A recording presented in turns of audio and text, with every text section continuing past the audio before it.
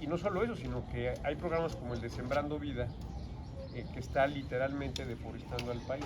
En 2 años ha destruido más de 150,000 hectáreas de bosques y selvas, Sembrando Vida. Entonces, es esto. Más, ahora también, bueno, no ahora también, ya tiene bastante tiempo, la corrupción del ejército. Está comprando al ejército para garantizar su lealtad bajo cualquier circunstancia. Creó un fideicomiso de 64,000 millones de pesos en manos del ejército para gasto totalmente discrecional, directamente de él. Algo que jamás había pasado. Además le está dando negocios, le está dando contratos, le está dando proyectos, está poniendo al ejército a, digamos, introducirse prácticamente en toda la vida productiva y social del país. Lo ha puesto también, o le ha dado el negocio de construir las sucursales del llamado Banco del Bienestar. Le ha entregado las aduanas, le ha entregado los puertos a la Marina, le ha entregado las instalaciones del Istmo de Tehuantepec a la Marina. O sea, la pregunta es muy sencilla. ¿Para qué quiere hacer todo esto? ¿Para qué quiere comprar al ejército? ¿Para qué quiere tener dinero discrecionalmente a su disposición? ¿Para qué quiere el control de la Suprema Corte? ¿Para qué quiere datos biométricos? ¿Para qué quiere comprar el voto de millones y millones de personas en México?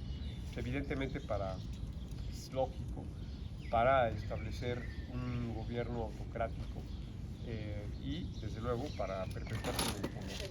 Y todo esto se da, como lo sabemos, en medio de la peor crisis económica que ha tenido México, que no empezó con la pandemia. La crisis empezó antes de la pandemia.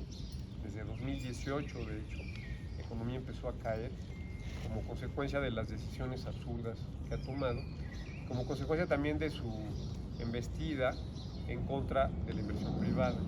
La inversión privada se ha derrumbado, con esto el desempleo está en niveles también estratosféricos, con lo cual pues, la pobreza ha aumentado. En este gobierno, solamente en 2 años y medio, el porcentaje de pobreza extrema en México ha crecido de 10 a 20%, 10 punto y algo a casi 20%. La pobreza por ingresos también ha crecido de 48 a 58%. Entonces, es una falacia, un mito que este gobierno esté a favor de los pobres. Y además, pues ha digamos, creado un discurso de mentiras, de engaños, de falacias, que desgraciadamente mucha gente cree. El que, por ejemplo, que todo antes en México estaba mal, que todo era corrupción. Él dijo que había 500,000 millones de pesos que se robaban, no están en ninguna parte, no aparecen en ningún lado. Si existiera ese dinero, no tendría necesidad de estar destruyendo a las instituciones del gobierno federal, corriendo personas, dejando sin empleo a miles y miles de mexicanos que eran servidores públicos, lo cual ha contribuido también a acentuar y a profundizar la crisis. Entonces, él ha hecho, y desgraciadamente mucha gente le cree, que todo estaba mal.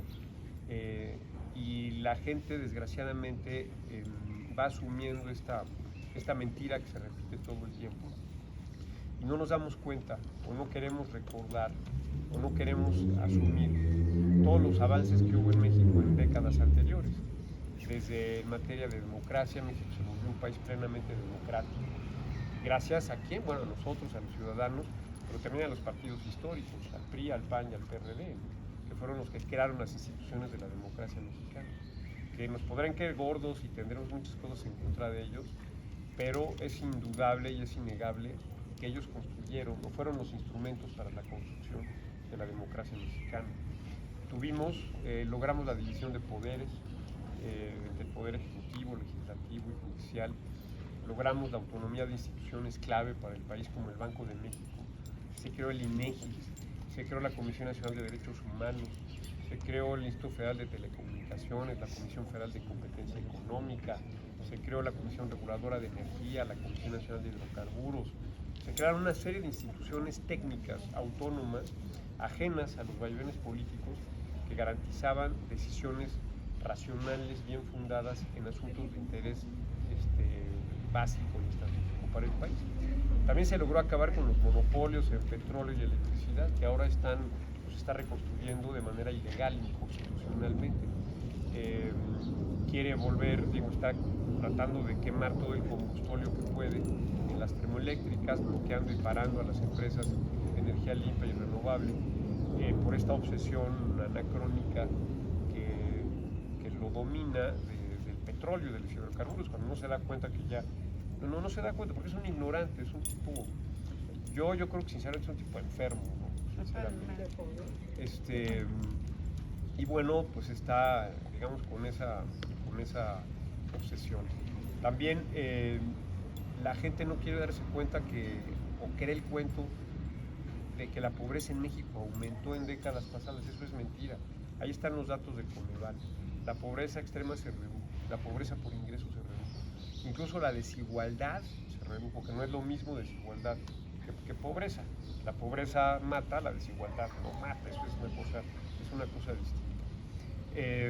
Los avances que hubo en educación, que ya fueron destruidos,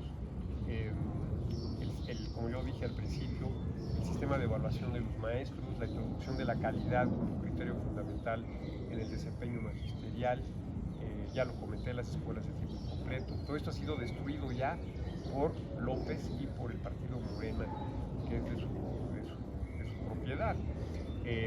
Acuérdense que también que se logró quitarle la educación pública a las mafias sindicales, a la gente, ¿no? A partir de una decisión política de gran trascendencia. Hoy ya otra vez el gobierno le regresó el control de la educación pública a la gente, algo verdaderamente vergonzoso. También se avanzó muchísimo en cobertura educativa prácticamente universal en materia de educación básica. En educación superior alcanzamos más del 36% de cobertura, que es un porcentaje similar al que hay en los países desarrollados. Y hoy no solamente ya destruyeron la educación pública básica, están en ese proceso, que ya lo comenté, sino que ahora mismo están tratando de destruir la UNAM. En la UNAM se está a punto de perder el semestre porque hace un año que no le pagan a los maestros, hace un año que no les pagan. Y Morena está manipulando el conflicto políticamente porque quiere imponer a John Ackerman como rector. Entonces, un objetivo más de López es apoderarse de la UNAM, destruyendo, digamos, pues también una institución fundamental en la vida, para la vida académica, profesional y científica. Le ha quitado el presupuesto a la investigación científica y tecnológica, a la cultura. Ha expulsado del Sistema Nacional de Investigadores a todos los investigadores de las universidades privadas.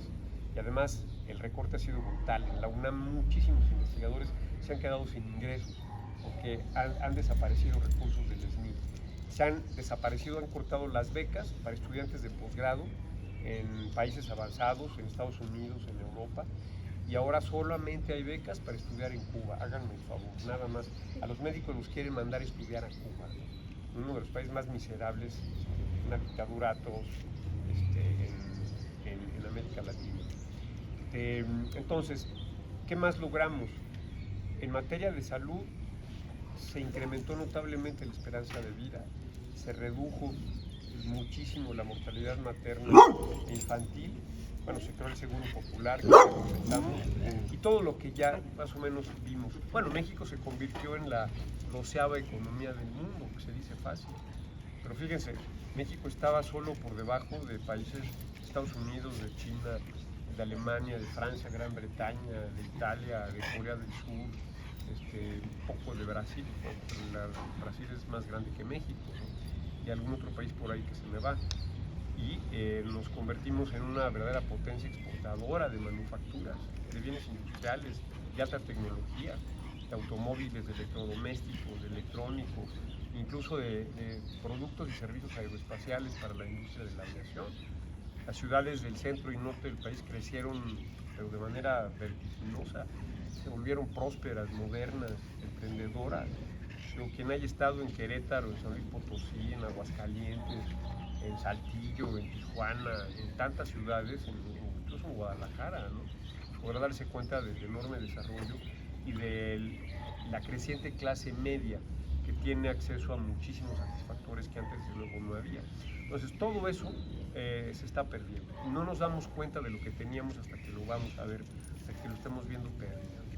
Y pues por eso ahora el imperativo, el carácter vital de poder ponerle un alto a esto, poder ponerle un alto y tratar de reconstruir pues muchas de las cosas que ya se perdieron. Y eso solo se puede hacer si logramos recuperar la Cámara de Diputados, nada más. Si logramos recuperar la Cámara de Diputados para parar los proyectos absurdos, para reorientar el dinero hacia la educación pública, bueno, ¿qué me dicen de la seguridad? Los asesinatos como nunca en la historia de México, más de 35,000 muertos que en los últimos 2 años en el país, cosa que nunca había ocurrido en México. Entonces, reorientar los presupuestos hacia seguridad, salud pública, educación, energía renovable y otra serie de cosas fundamentales.